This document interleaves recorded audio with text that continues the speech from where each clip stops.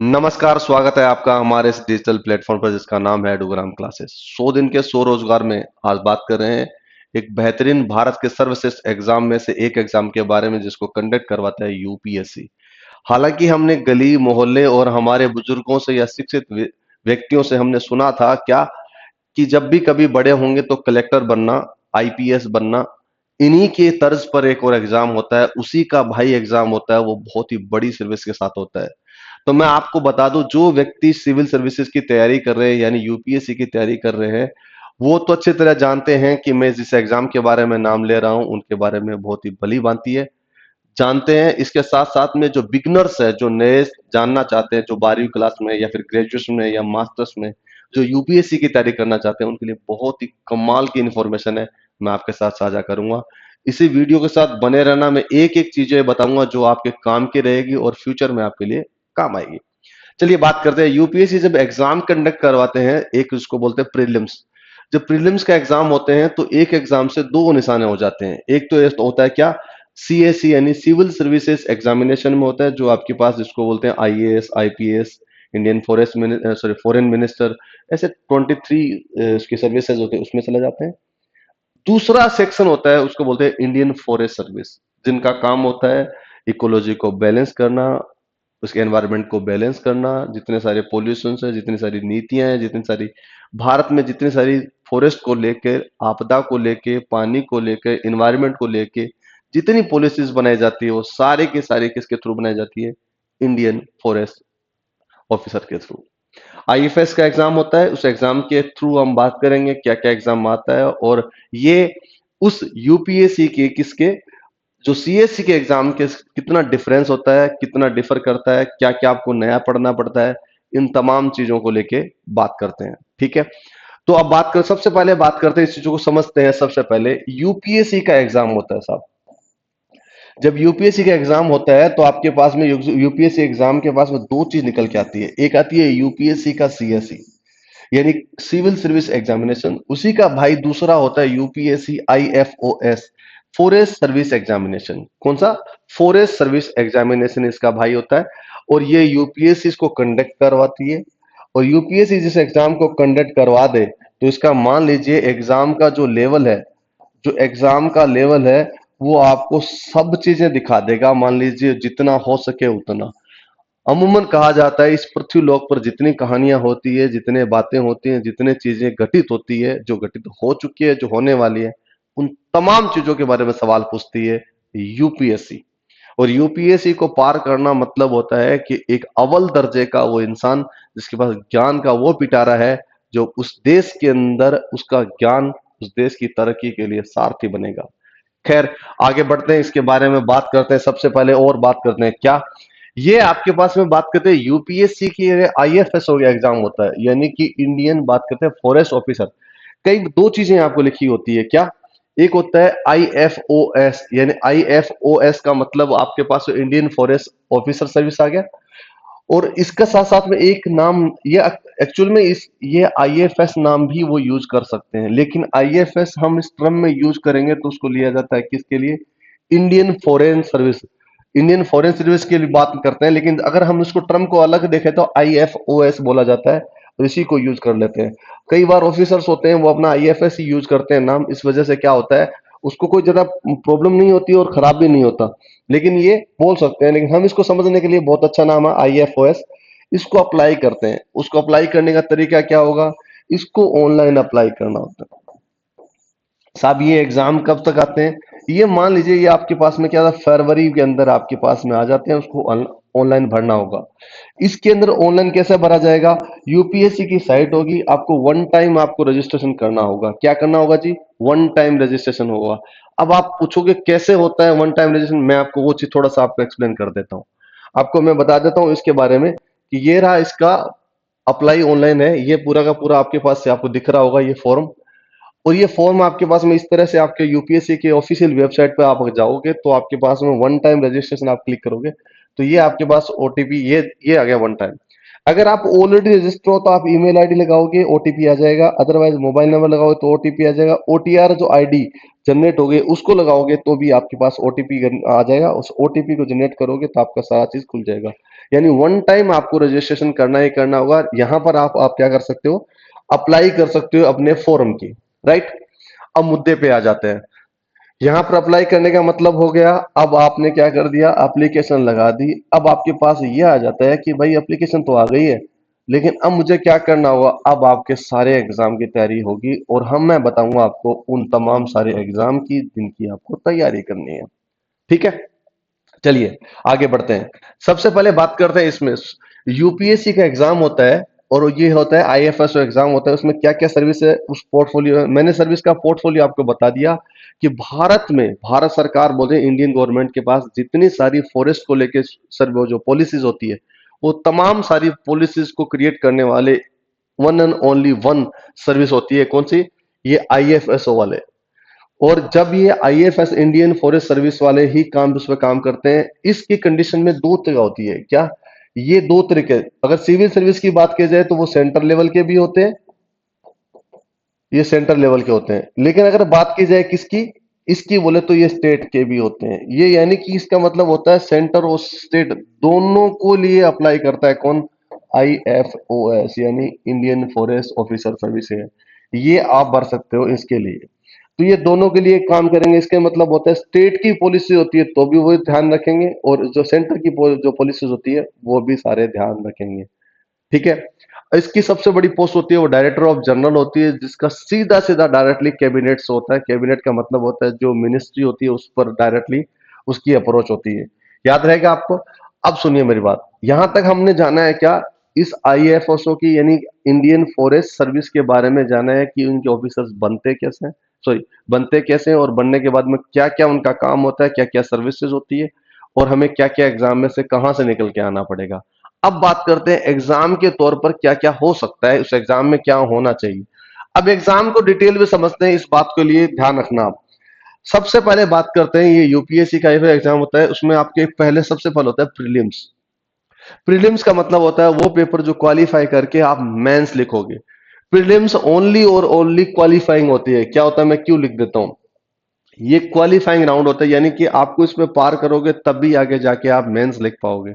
जो मेंस के नंबर होते हैं वो सारे के सारे जुड़ते हैं, और साथ में आपके पास में मेंस में क्या होता है, ये रहा मेंस। यूपीएससी में बात करें किसकी, अगर सीएससी की बात करते हैं तो मेंस के टोटल 9 पेपर लिखे जाते हैं। मेंस के कितने लिखे जाते हैं? 9। लेकिन अगर बात करें आईएफएस की बात करें, इंडियन फॉरेस्ट सर्विस की बात करें, तो ये टोटल मिला के देखिए, ये एक है, दूसरा ये वाला है, तीसरा, चौथा, पांचवा और छठा। टोटल मिला के कितने में?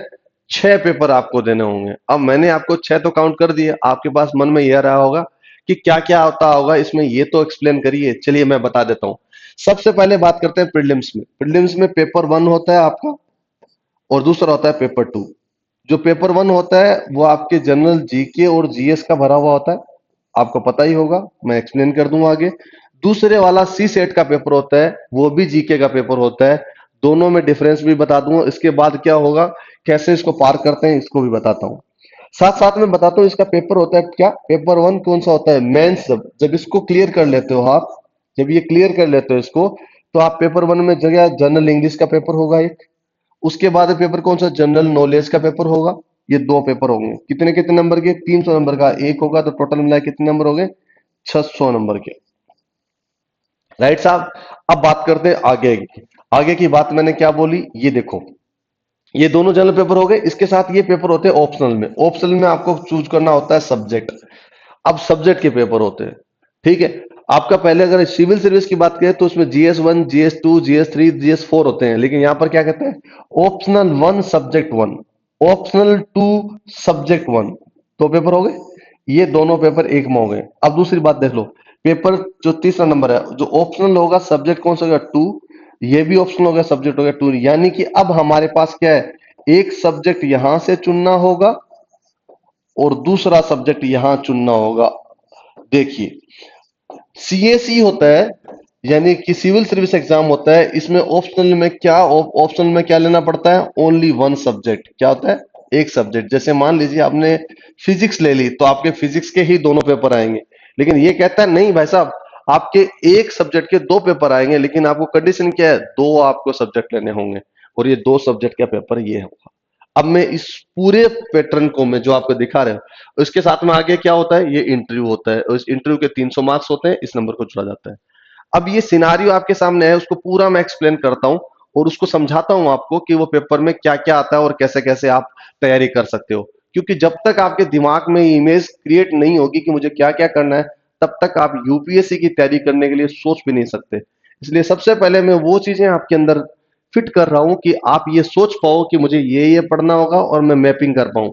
दो चीजें होती है समझदारी वाली बात, एक होती है जिज्ञासा, दूसरी होती है महत्वाकांक्षा। जिज्ञासा मतलब जान लेने की इच्छा और महत्वाकांक्षा मतलब पाने की इच्छा। यानी मेरा कहने का मतलब सबसे पहले आप जिज्ञासा पैदा करिए कि यूपीएससी का ये एग्जाम होता क्या है, इसकी यहां से जिज्ञासा पूरी हो जाएगी। जिस दिन आपको ये पता लग जाएगा, उसके बाद महत्वाकांक्षा पड़ेगी, यानी कि अब आपको ये पता लगेगा कि मुझे इसको पार कैसे करना है। चलिए मुद्दे पे आते हैं इसके ऊपर। ये है, सबसे बात करते हैं, सबसे पहले दुनिया का सबसे पहले एग्जाम यही होता है प्रीलिम्स। यानी प्रीलिम्स का मतलब ये होगा कि अगर आप उसकी तैयारी करना चाहते हो यूपीएससी, तो आपको एक पहला स्टेज होता है, आपका पहला बैरियर होता है, उसको पार करना होता है। उस बैरियर को पार करने के लिए आपको पेपर वन और पेपर टू, दो पेपर देते हैं। कितने साहब? दो पेपर आपको देने होते हैं। इन दो पेपर्स की बात करें तो सबसे पहले बात करते हैं, ये पहला पेपर होता है जिसमें जीके और जीएस होता है। यानी पूरे भारत ही नहीं, पूरे विश्व की जीके और जीएस सब चीजें इसमें मिलके आती है। और इसका टोटल कितने होंगे? 200 मार्क्स का ये पेपर होता है। टोटल कितने क्वेश्चन होते हैं? 100 एमसीक्यू। ये याद रखना मेरी बात, ये 100 एमसीक्यू क्वेश्चन होते हैं। उस 100 एमसीक्यू की बात करते हैं, टोटल मिला के आपको क्या मिल गए? 2 आवर्स आपको मिले। इसके बाद ये 200 मार्क्स का पेपर होता है, कौन से वाला? जीके और जीएस वाला। इसकी बात करें तो 80 क्वेश्चन होते हैं एमसीक्यू। मेरी बात एमसीक्यू लिखे, इस बात को गौर करना। कितने? 200 मार्क्स के होते हैं। और इसके साथ साथ में क्या होता है साहब, आपको वही 2 आवर्स, आपको 2 घंटे मिलते हैं। ये दोनों पेपर हैं। इन दोनों पेपर के बीच में डिफरेंस क्या है? सुनिए मेरी बात, बहुत अच्छी बात सुनिए। इन दोनों पेपरों के बीच की बात यह है कि ये जो मैंने एमसीक्यू लिखा है, तो इसका मतलब जितने प्रीलिम्स होते हैं वो कौन से क्वेश्चन होते हैं? मैं लिख देता हूं, ऑब्जेक्टिव टाइप के क्वेश्चन होते हैं। और इसके अलावा जब भी जितने सारे पेपर दोगे, वो कौन से दोगे? सब्जेक्टिव यानी डिस्क्रिप्शन लिखोगे, आप डिस्क्रिप्टिव टाइप के लिखोगे, यानी आपको लिखना होगा राइटिंग मोड पे। यहां पर क्या है? ऑब्जेक्टिव यानी आपको चूज करना होगा, उसके अकॉर्डिंग लिखना होगा। अब सुनते हैं, बातों को समझते हैं किसके, ये दोनों पेपर का मतलब क्या है, उसको क्वालिफाइंग राउंड कैसे चलता है और किस तरह से क्वालिफाई कर सकते हैं। ये जो सी सेट पेपर 2 वाला पेपर है, इसको पार करने के लिए आपके पास कितने अंक चाहिए? 33% अंक चाहिए। कितने चाहिए? 30। आपने 33% आपने ले लिया, इसका मतलब आपने सी सेट पार कर लिया है, बाई डिफॉल्ट कर लिया है, बाई चॉइस कर लिया है आपने। 33% आते ही आपने कितने? 200 में से आपका 33% आपका नंबर आ जाता है, तो आप कितने पार कर लिया? ये आपने आपने सी सेट का पार कर लिया, यानी पेपर 2 क्वालिफाई हो गया। यहां पर पेच अड़ता है। यहां पर पेच क्या अड़ता है? इस पेच को अड़ने का कारण क्या होता है, मैं वो समझाता हूं। ये पेपर आप देते हो, इस पेपर मान लीजिए पेपर देने वाले, अटेम्प्ट करने वाले लोग 1 लाख है, सॉरी 10 लाख है। और इसमें से आपकी वैकेंसी कितनी है? मान लीजिए 150 वैकेंसी है आपकी। इस 150 वैकेंसी को आप मल्टीप्लाई करोगे, वो कहते हैं मेरे को इसका 1000 गुना दे दीजिए, तो मैं कितना लूंगा? 15,000 बच्चे लूंगा। सॉरी, कितने लूंगा? 15,000 बच्चे। यानी अगर मान लीजिए मुझे इसको पार करा के मुझे मेंस कितने का लिखाना है? 150 में से 15,000 लोगों का मेंस लिखाना है, तो मैंने 15,000 निकालने के लिए मुझे क्या करना पड़ेगा? इस 10 लाख में से निकालना पड़ेगा। कितने लोग निकलेंगे साहब? 9,85,000 बच्चे क्या हो जाएंगे? मुझे यहां से हटाने होंगे। हटाने होंगे तो मुझे क्या करना होगा? इसके 200 नंबर के मेरे पास क्या है? ये मार्क्स की आपके पास क्या है? पेपर है आपका। इन 200 में से वो कितने बच्चे हैं जो क्या करेंगे? इस 15,000 रैंक में आ जाएंगे। तो मान लीजिए 90 से यानी 100 नंबर इन नंबर के बीच में आते हैं, तो कितने, लास्ट कितनी आ गई? 15,000 रैंक है। इसके बाद जो रैंक आएगी वो कितनी आएगी? 15,000, 1 2 3 4 इस तरह से। तो मेरा काम क्या था? इस यूपीएससी को चाहिए मात्र 15,000 कैंडिडेट। जैसे ये 15,000 की या खिड़की आ जाती है, इसको बोलते हैं मेरिट। इसको क्या बोलते थे? मेरिट। और ये इसकी मेरिट मान लीजिए 90 से लेके 90 चली गई है, मान लीजिए ये ना 90 आपकी मेरिट जनरल गई है, इसको जनरल लिख देता हूं, इसके अलग अलग कैटेगरी के अकॉर्डिंग हो जाएगी।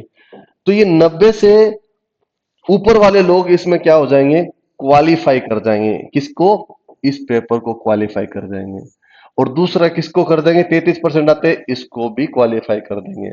अगर ये दोनों क्वालिफाई नहीं होते तो आप क्या हो जाते हो? फेल हो जाते हो और आप आगे पेपर नहीं दे सकते, मेंस के लिए नहीं जा सकते।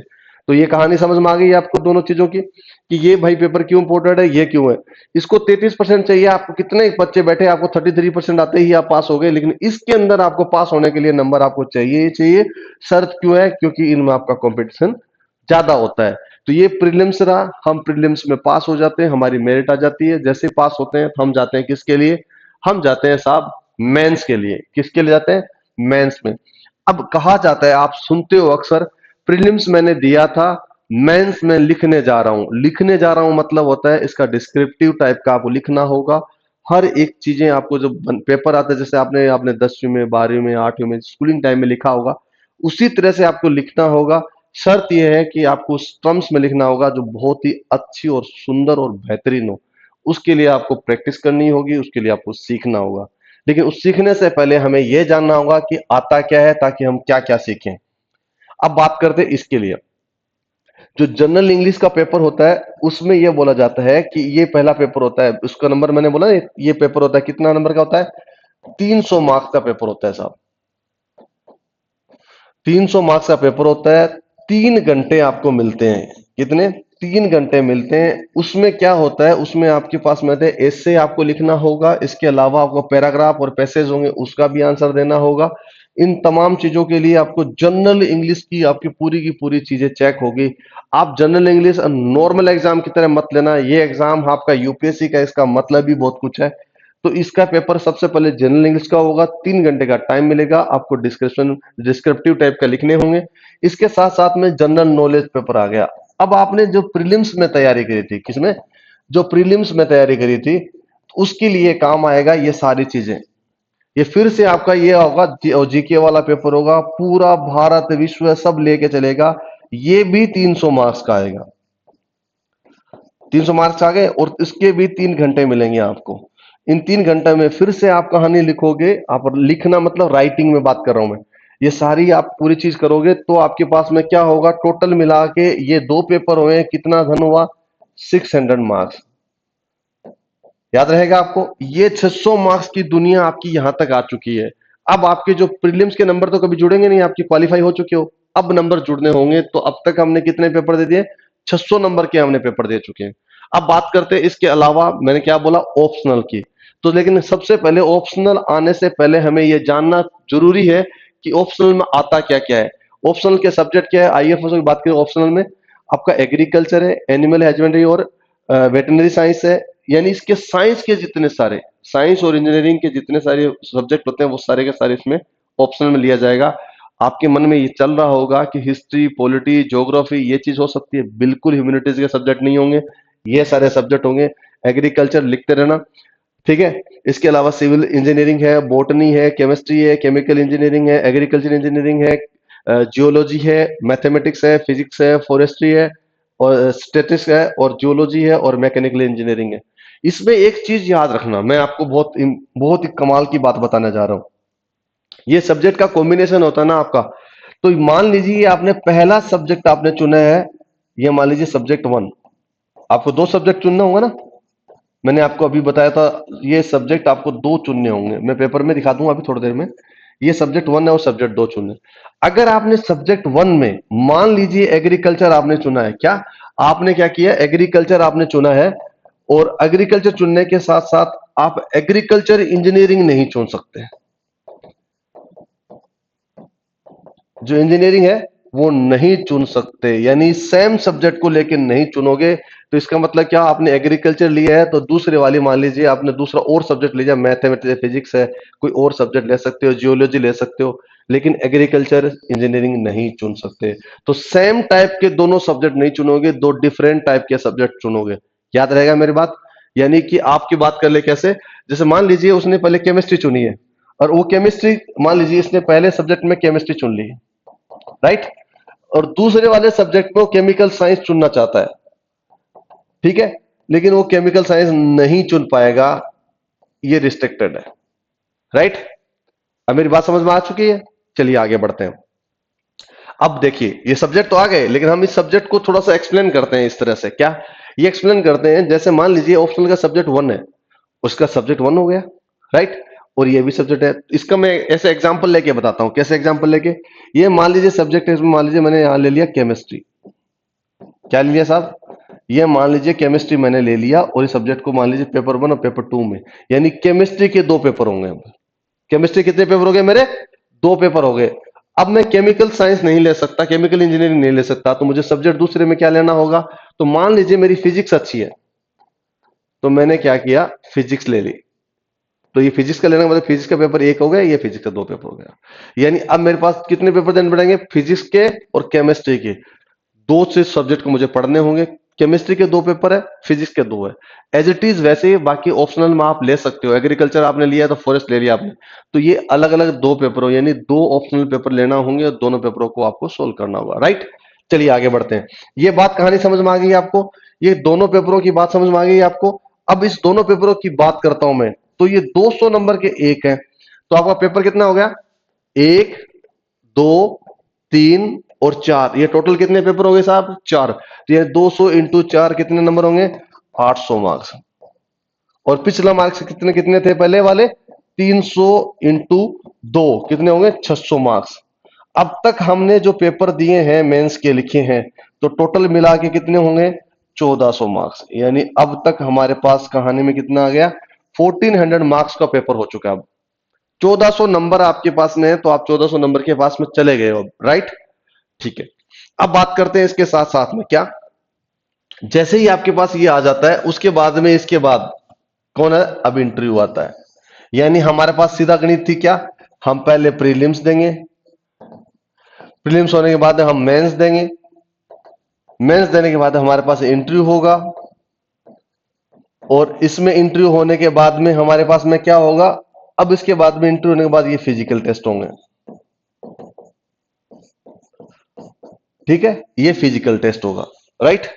अब आपके पास ये सारी कंडीशंस होती है किसके अंदर, इसके अंदर है। जब आप फॉरेस्ट में जाते हो तो आपके पास ये मात्र और मात्र कहां चेंज होता है, इंटरव्यू तक जाता है, लेकिन ये फिजिकल टेस्ट भी होता है।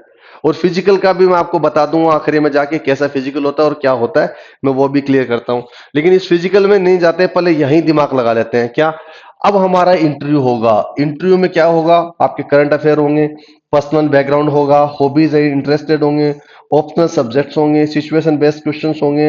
आपके पास जब आप डिटेल्ड एप्लीकेशन फॉर्म डाक बोलते हैं उसको, डिटेल यानी आप जितना सारा अपना एप्लीकेशन फॉर्म में लिखोगे उसमें से पूछा जाएगा। जैसे मान लीजिए आपने गेम खेलते हो, क्रिकेट खेलते हो, तो पूछा जाएगा क्रिकेट में क्या आप जानते हो। आप बोलते हो मेरी हॉबीज है, आप इलेक्ट्रिसिटी को काम करना बहुत पसंद कर, तो बोले इलेक्ट्रिसिटी में ये क्या काम कर सकते हो।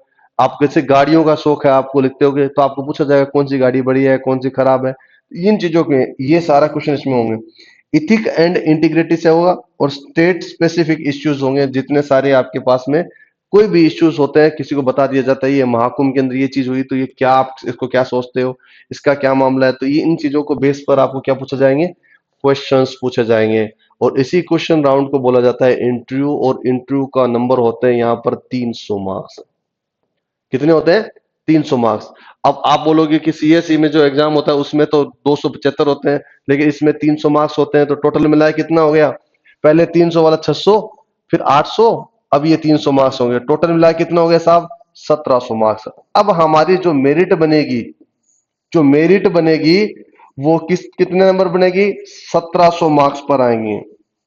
अब ये टोटल मिला के कितने पेपर हुए साहब, कंक्लूजन में 6 पेपर हुए हमारे, और 6 पेपर के साथ में प्लस में क्या हुआ, एक इंटरव्यू हुआ। इस इंटरव्यू को जोड़ के टोटल 1700 नंबर आए। इस 1700 नंबर की कहानी को आगे बढ़ाते हैं। इतना तक समझ में आ गया आपको। यानी एक ओवरऑल कंक्लूजन में आपको यही बता दूं, आप पहले प्रीलिम्स को पास करोगे, जब प्रीलिम्स पास हो जाएगा आपके पास में, क्वालिफाई हो जाएगा, तो आप मेंस दोगे। टोटल मेंस के 6 पेपर होंगे, जिसमें से एक होगा इंग्लिश का, जो इंग्लिश का दूसरा वाला होगा वो जीके का, और 4 ऑप्शनल पेपर होंगे जो 2 सब्जेक्टों के साथ जुड़े होंगे। टोटल मिला के कितने नंबर होंगे, 1400 प्लस 300 नंबर किसके होंगे, इंटरव्यू के। यहां तक आपको समझ में आ गया? ठीक है, यहां तक आपको समझ में आ गया तो बाकी इन चीजों के बारे में सोचने की जरूरत नहीं है, हम बात कर लेंगे आगे और चीजों पर। क्या इसकी जो की पॉइंट्स है, यानी जब पेपर आपने दे दिया, सब कुछ हो गया, तो अब आपके पास बात करते हैं इसके की पॉइंट्स की। और उससे पहले मैं आपको चीज बता दूं, की पॉइंट से पहले पहले जब आप इससे पहले जाते हो तो मैं एक चीज यहां पर ऐड कर देता हूं, आपको फायदा मिलेगा। क्या, जब ये 1700 नंबर हो जाते हैं, जब वहां पर जाते हो तो तब जाकर फिजिकल के लिए बोला जाता है। तो मेल के लिए ऐसा बोला जाता है 25 किलोमीटर आपको दौड़ना होगा और 4 घंटे का टाइम होता है। कितने घंटे का? 4 घंटे का टाइम दिया जाता है। ठीक है। और फीमेल होती है 16 किलोमीटर दौड़ना होगा और उसको भी कितना दिया जाता है? 4 घंटे का टाइम दिया जाता है। अब सुनिए मेरी बात। शर्त ये तो ठीक है, ये तो बहुत बढ़िया बात है, लेकिन आप मुझे ये बताओ कि ये तो दौड़ेंगे, क्या पता वो इन पेपरों को पार करने के बाद, सारी मेरिट में आने के बाद में उसका नंबर मान लीजिए फिजिकल नहीं हुआ और वो पार नहीं कर पाए, तो अगर वो नहीं कर पाए तो उसको 1 साल का फिर से उसको दिया जाता है। किसके लिए? फिजिकल तैयारी करने के लिए। और फिजिकली फिट होने के लिए वो अगले बैच में आएगा। कौन सा बैच होगा? मान लीजिए अभी का बैच है 2025-26 है, ठीक है। जो अगली बार वो आएंगे तो बैचमेट कौन सा हो जाएंगे? 2026-27 का वो बैचमेट हो जाएंगे। उसी के साथ वो ट्रेनिंग लेंगे, उसी के साथ वो काम करेंगे। अब ये बात, कई बार ये सवाल होते हैं, मैं आखिरी में अंत में वो भी बताऊंगा कि वो क्या करते हैं आगे और किस तरह से तैयारी करते हैं। इस बात को छोड़ना मत, वीडियो को अंत तक जरूर देखना। ठीक है, यहां तक आ गई बात। तो यहां तक बात आई है तो मैं आपको चीज बता दूं, इसके कुछ की पॉइंट्स होते हैं, डेट्स, यानी फरवरी में आप उसको अप्लाई करोगे। किसमें? फरवरी में अप्लाई करोगे तो जून और जुलाई के अंदर क्या होगा? जून में आपका प्रीलिम्स होगा। क्या होगा? प्रीलिम्स होगा। और जून में प्रीलिम्स होने के बाद सितंबर में उसका मेंस होगा। और मेंस के बाद में आपका इंटरव्यू होगा। और करीबन करीबन आपके अक्टूबर, नवंबर, दिसंबर, दिसंबर तक आप मान लीजिए आपको लबासना जाने का मौका मिल जाएगा। लबासना बोले तो वो जगह जहां पर ख्वाब होता है हर यूपीएससी एस्पिरेंट का। खैर, ये चीजें, डेट समझ में आ गई आपको? जो एज होती है, एज के बारे में जनरल कैटेगरी का होता है वो 21 से लेके 32 साल, यानी 21 ईयर से लेके 32 ईयर तक वो क्या कर सकता है? अप्लाई कर सकता है। ओबीसी होता है वो 21 से लेके 35 ईयर तक, यानी मैंने जहां पर 35 32 का 3 बढ़ाया, यानी कि आपको रिजर्वेशन कितना मिल गया? 3 साल का, यानी 32 साल हो गया। एससी और एसटी कैटेगरी के लोग रहते हैं वो 37 साल तक भर सकते हैं। कितने साल तक? 37 साल तक, यानी 5 साल का रिजर्वेशन मिल गया। जो जो फिजिकली बेंचमार्क डिसेबिलिटीज होती है उसको 21 से लेके 42 साल तक, यानी उनके पास में कितना साल हो जाता है? 10 ईयर का उसके पास में आपको मिल जाता है। डिफेंस के लोगों को कितना मिलता है? 3 साल तक, यानी उसका 35 साल तक उसमें जा सकता है। एक्स सर्विसमैन होते हैं उनके लिए 37 साल, यानी उसको भी 5 साल का उसको मिल जाता है। और ये 37 साल तक होता है। ठीक है, ये आपकी एज रही, इसके में आपको छूट रही, इन छूट के अकॉर्डिंग आप उसको तय कर सकते हो। राइट। अब बात करते हैं अटेम्प्ट्स की। अटेम्प्ट्स में बात करते हैं तो जनरल कैटेगरी के 6 अटेम्प्ट मिलते हैं, ओबीसी के 9 अटेम्प्ट मिलते हैं, एससी एसटी को अनलिमिटेड मिलते हैं, और जो फिजिकली बेंचमार्क डिसेबिलिटीज उसको 9 मिलते हैं। ये सारे अटेम्प्ट्स होते हैं। एससी एसटी अनलिमिटेड कर सकते हैं, लेकिन शर्त क्या है? शर्त घूम के यही आती है, उम्र कितनी होनी चाहिए? 37 साल से ऊपर ना हो, बाकी तमाम सारे दे सकता है। ठीक है, इसके अलावा कट ऑफ की बात करते हैं। कट ऑफ में जनरली ये बात की जाती है, आईएफएस की कट ऑफ होती है वो ऐसे होते हैं, जनरल कैटेगरी जाती है 900 से लेकर 910 के करीबन जाती है। मैं ये बता रहा हूं अंदाजा, ताकि आप उसमें अपना मैपिंग कर पाओ कि इतना कुछ होता है। दूसरे ओबीसी कैटेगरी होती है वो 840 से लेकर 850 होता है। ईडब्ल्यू से कैटेगरी होता है 850 से लेकर 860 होता है। एससी कैटेगरी होती है 800 से 810 होती है। एसटी भी बराबर हो जाती है, 800 से 810 की होती है। और जो फिजिकली जो बेंचमार्क डिसेबिलिटी होती है वो 750 से लेकर 770 तक की होती है। ये बात रही पूरी मेरिट की। ये की पॉइंट्स जो आपको अंदर से हील करेंगे बढ़िया चीजें, कि भाई मुझे तैयारी करनी है तो ये है, मुझे याद करना हो, ये है मुझे पढ़ना होगा, और इसमें मुझे मजबूती चाहिए। राइट। अब अंत में एक चीज, बहुत सुंदर सी बात आ रहा हूं। सुंदर सी बात यह है कि आपने बात की, ये तो रहे प्रीलिम्स। प्रीलिम्स के बाद में आपका क्या हुआ? मेंस। इसके बाद क्या हुआ? मेंस हुआ। जब भी आपका ये मेंस हो जाता है तो आपके पास में फिर क्या हो जाता है? आपका इंटरव्यू। और इंटरव्यू होने के बाद में क्या हो जाता है? आपका फिजिकल टेस्ट होगा। और फिजिकल टेस्ट का मतलब होने के बाद में आपको क्या चीज होगा? अब आपको जाना होगा क्या? लबासना बोलते हैं इसको। और लबासना का मतलब ही बहुत ही बढ़िया होता है, इतना बड़ा नाम होता है कि पूछो ना। और ये लाल बहादुर शास्त्री वाला जो आप बात करते हैं उसके लवासना, और लवासना के बाद में आपको जाना होता है देहरादून। और सुनिए ये मैं, और देहरादून का मतलब होता है यहां पर आपकी होती है क्या, स्पेशल ट्रेनिंग। क्या होती है, यहां होती है स्पेशल ट्रेनिंग। और यहां होता है आपको 3 महीने, आपको कितने, 3 मंथ्स, यहां पर आपको ट्रेनिंग होगी, आपको बताया जाएगा, समझाया जाएगा, और ये होते हैं 2 साल तक, 2 ईयर तक। याद रहेगा आपको। तो ये 2 साल के बाद में जब आपको ऑफिसर की ड्यूटी आपको उसके अकॉर्डिंग मिल जाती है, और उसी के अकॉर्डिंग आप भारत की सेवा में लग जाते हो, और एक नया आयाम रचने के लिए आपके अलग अलग अच्छे अच्छे दिमागों को इस्तेमाल किया जाता है, और पूरे संपूर्ण भारत को, पूरे देश को आप पर और आपकी कामयाबी पर और आपके अंदर टैलेंट पर भरोसा होता है, और उसी भरोसे पर देश चलता है। चलो ये बात थी आज आईएफएस यानी इंडियन फॉरेस्ट सर्विस की, जो आप आराम से तैयारी कर सकते हो। शर्त यह रहेगी क्या, आपको पहले से मानस बनाना होगा, और एक बात घोट के पीनी होगी, एनसीईआरटी की किताबों को जब भी कभी कहीं कोचिंग करने जाओ, जब भी तैयारी करनी शुरू करो, ये एनसीईआरटी को पहले एकदम एक एक पन्ने पन्ने याद कर लो, उसके बाद ही जाना, ताकि आपका बेस क्लियर हो जाए। अब तक मैंने बातें करी सारी इंडियन, बात करें फॉरेस्ट सर्विस की, आप उसमें जा सकते हो। नए वीडियो के साथ हम फिर नहीं मिलेंगे। अगर ये इन्फॉर्मेशन आपको अच्छी लगी और ये बहुत अच्छी लगी तो आप अपने साथियों के साथ, रिश्तेदारों के साथ साझा जरूर करना। आपके इस साझा से हमारा मनोबल बढ़ेगा। हो सकता है आपके इस प्रयास से और हमारे इस प्रयास से कोई एक दिन इंडियन फॉरेस्ट सर्विस में काम करना शुरू कर दे। बहुत बहुत धन्यवाद। जय हिंद, जय भारत। फिर मिलेंगे। धन्यवाद।